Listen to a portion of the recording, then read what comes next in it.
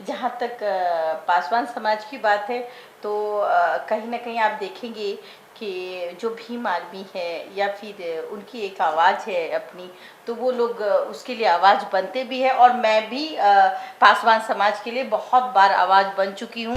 मोदी के हनुमान हैं बिल्कुल। और कहे जाते हैं, तो जाहिर सी बात है अगर अगर लाठी चार्ज हुई है तो मुझे लगता है कि चिराग पासवान इस पे आवाज़ जरूर बनेंगे। और अपने चूंकि वो सबको लेके चलते हैं, ना कि सिर्फ पासवान को।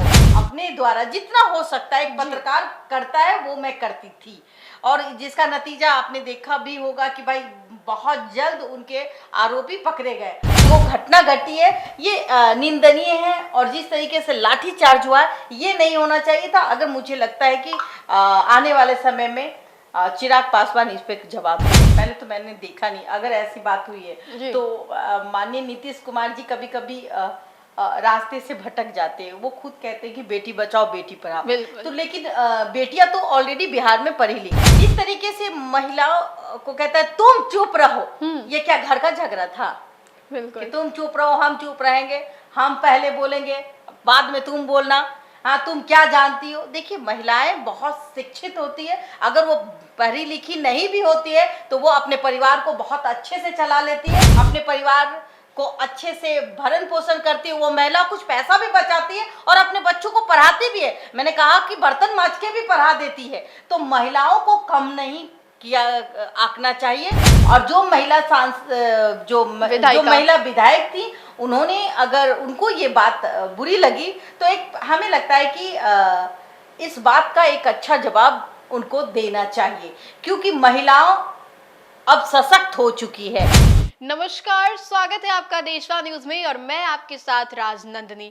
देखिए, कुछ दिन पहले हमने आपको वो वीडियो क्लिप दिखाया था जिसमें कि पासवान समाज के लोग सड़कों पर उतरे थे। इधर ये लोग सड़कों पर उतरते हैं और उधर विपक्ष के लोग सदन में आवाज उठाते हैं। लेकिन हम आपको बता दें कि पासवान समाज की यही मांग थी और यही उनकी बात थी कि कहीं ना कहीं उन्हें समाज से नजरअंदाज किया जा रहा है। जो सरकार है, बिहार सरकार, उन्हें नजरअंदाज कर रही है। इसके बाद वो लोग सड़कों पर उतरते हैं मार्च करने के लिए। इस पूरे मुद्दे पे हम सीधी बातचीत करेंगे देशवा न्यूज की brand ambassador Babita Mishra ma'am से। कैसे देखती है मैम, पासवान लोग सड़कों पे उतरते हैं, उनकी यही बात है, यही मांग है कि कहीं ना कहीं बिहार सरकार उन्हें नजरअंदाज कर रही है? नहीं, देखिए जहाँ तक पासवान समाज की बात है तो कहीं ना कहीं आप देखेंगे कि जो भीम आर्मी है या फिर उनकी एक आवाज़ है अपनी, तो वो लोग उसके लिए आवाज़ बनते भी है। और मैं भी पासवान समाज के लिए बहुत बार आवाज़ बन चुकी हूँ। आपने देखा होगा कि लालगंज में जब राकेश पासवान की हत्या हुई थी, मैंने कंटिन्यू वो कवरेज किया था। मैं खुद गई थी और फाइनली उनके जितने भी आरोपी थे वो गिरफ्तार हुए।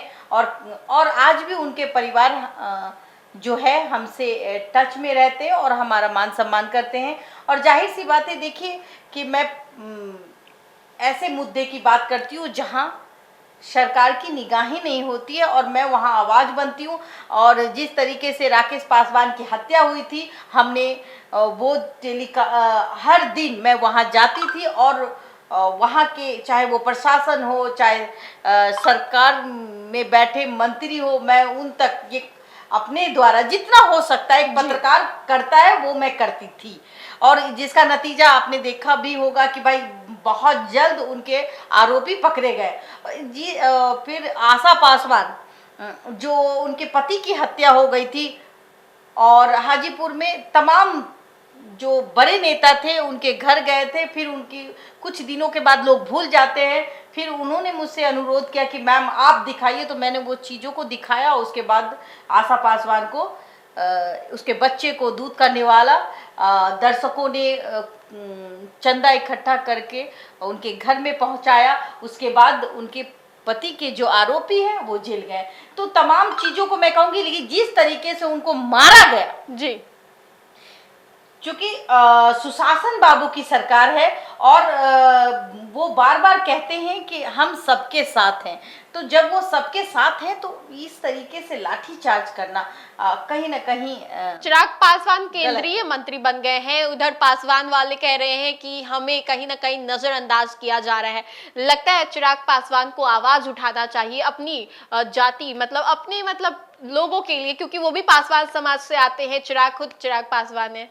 देखिए, चिराग पासवान की लोकप्रियता इतनी है जी कि अगर वो किसी भी मुद्दे में बात करते हैं तो वो एक एक जरिया बन जाता है। जिस तरीके से आप देख पा रही हैं कि बिहार में अगर वो एक शब्द भी आवाज उठाते किसी के प्रति तो उसको न्याय मिल जाता है। तो जी। अपने समाज के लिए अगर वो लड़ते हैं तो ऑफ कोर्स चिराग की आवाज में अब ताकत आ गई है कि वो न्यायालय तक, केंद्र सरकार तक, बिहार सरकार तक आराम से पहुंच जाए। सत्ता है, बिल्कुल बिहार में भी उनकी ही सत्ता है। तो जाहिर सी बात है और कहीं ना कहीं मोदी के हनुमान है बिल्कुल और कहे जाते हैं। तो जाहिर सी बात है अगर लाठीचार्ज हुई है तो मुझे लगता है कि चिराग पासवान इस पे आवाज जरूर बनेंगे और अपने चूंकि वो सबको लेके चलते हैं, ना कि सिर्फ पासवान को, हर जाति और वर्ग में उनको भरपूर प्यार मिलता है। और खास करके आप देखिए कि चिराग पासवान के लिए चाहे वो लड़की हो या महिलाएं हों या फिर बॉयज हो, मतलब बूढ़े बुजुर्ग हों, यंग जनरेशन हो, सबको चिराग पसंद है। सब पागल है। इसलिए पागल है क्योंकि उनकी जो बातें हैं वो उनमें वो भेदभाव नहीं है, उनमें वो जातीयता नहीं है, जिसके कारण आप देख पा रहे हैं। जिसका नतीजा ये है कि वो आवाज बनते हैं और आवाज जिस तरीके से बनते हैं वो आवाज एक बुलंदी का माहौल तैयार करता है। और जिसका नतीजा ये है कि देखिए ना, 24 की सीट को आप देख लीजिए, 5 सीट उन्होंने हासिल की। तो ये लोकप्रियता चिराग पासवान की, और वो हमेशा इसको बरकरार रखना चाहेंगे। और जो घटना घटी है ये निंदनीय है और जिस तरीके से लाठीचार्ज हुआ है ये नहीं होना चाहिए था। अगर मुझे लगता है कि आने वाले समय में चिराग पासवान इस पे जवाब देंगे। मैम, अभी राजनीति की हम दोनों बातें कर रहे हैं, राजनीति से ही एक और सवाल होगा। कुछ दिन पहले नीतीश कुमार ने सदन से महिलाओं को लेकर ऐसा बयान दिया जो कि विवादित बयान हो गया। पहले तो कहते हैं कि महिला हो, कुछ जानती हो, चुप रहो, मतलब एक विधायिका को वो चुप रहने बोल रहे हैं। इसको लेकर तो सियासत तेज हुई। उधर ललन सिंह कहते हैं राबड़ी देवी को कि इतना बड़ा हस्ताक्षर करती हैं राबड़ी देवी, और वो बजट के बारे में कुछ जानती भी नहीं है। मतलब कुल मिला के कहें तो अभी के सरकार में महिलाओं को निशाना साधा जा रहा है। कैसे देखती हैं? देखिए, अगर ऐसी कोई बात हुई है, पहले तो मैंने देखा नहीं, अगर ऐसी बात हुई है तो माननीय नीतीश कुमार जी कभी कभी रास्ते से भटक जाते हैं। वो खुद कहते हैं कि बेटी बचाओ बेटी पढ़ाओ, तो लेकिन बेटियां तो ऑलरेडी बिहार में पढ़ी लिखी हैं। ऐसा नहीं है कि बेटियां पढ़ी लिखी नहीं है। आज कुछ चूंकि उनका कार्यकाल है भाई जी, 15 साल से उनका कार्यकाल रहा है और 15 साल से ज्यादा उन्होंने अब लगता है कि भाई 9वीं बार मुख्यमंत्री बने हुए हैं जी। तो जाहिर सी बात है कि इतनी लंबी कार्यकाल में वो मुख्यमंत्री हैं तो भाई महिलाएं तो बड़ी हो गई होंगी।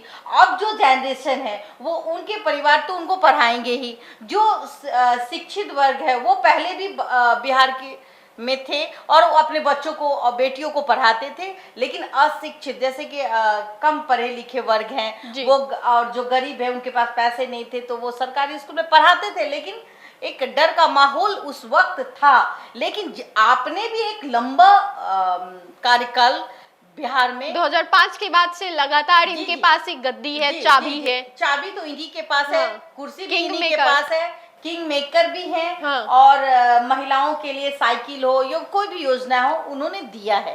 तो ये मैं नहीं कहूंगी, मैं ये कहूंगी कि अगर कभी कभी फिसल जाते हैं और फिसल जाते हैं। आपने देखा ही होगा कि बहुत किरकिरी हुई थी जब उन्होंने कहा था कि प्रजनन में वो कहा था कि भाई लड़की से ही कहा कि तुम समझदार हो।